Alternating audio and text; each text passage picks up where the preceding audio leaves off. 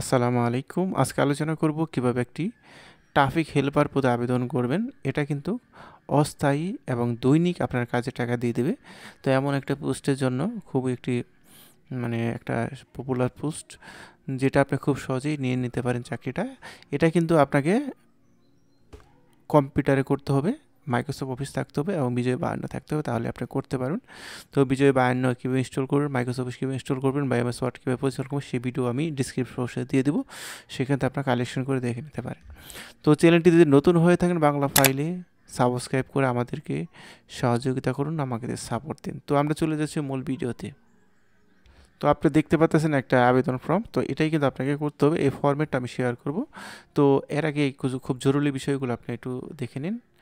যেটা হচ্ছে যে যে আপনার যে নিয়োগ বিজ্ঞপ্তিতে যে ঠিকানা দেওয়া হয়েছে সেই ঠিকানা উল্লেখ করবেন। এখানে আমি উদাহরণস্বরূপ বিমান এয়ারলাইন্সের ঠিকানা দেওয়া হয়েছে, আপনার অন্য জায়গায় হতে পারে, যেখানে হয় সেটাই দিবেন এবং দৈনিক ভিত্তিতে আবেদন এটা লিখতে হবে।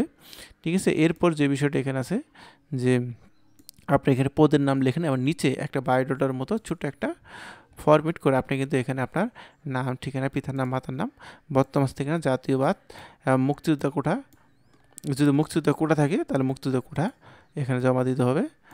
আর যদি আপনার শিক্ষাগত যোগ্যতার কাগজটা আপনি এখানে জমা দিতে হবে, কোন বিভাগ লিখে দিলেন। আর যদি আপনার অন্য আরও যোগ্যতা থাকে আপনি এখানে টেবিল দিয়ে কিন্তু আপনি এসএসসি, এইচএসসি, অনার্স মাস্টার যা হোক এখানে কিন্তু আপনি টেবিল করে দিতে পারেন। টেবিল করার জন্য আপনি এখানে করলে টেবিল হয়ে যাবে। ঠিক আছে, তো আশা করি বুঝতে পারছেন। আর এখানে আপনার নামটা দিয়ে দিবেন, আমি এটা দেখে দিচ্ছি বিনীত। এখানে আপনার নামটা সিগনেচার করে দিয়ে দিবেন আর এখানে যেদিন জমা দেবে সেই ডেটটা আপনি দিয়ে দেবেন।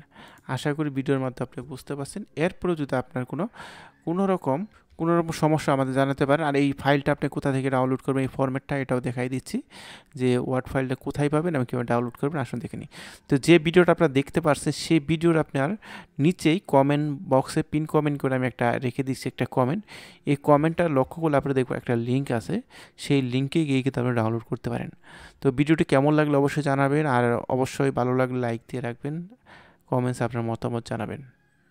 আল্লাহ হাফেজ।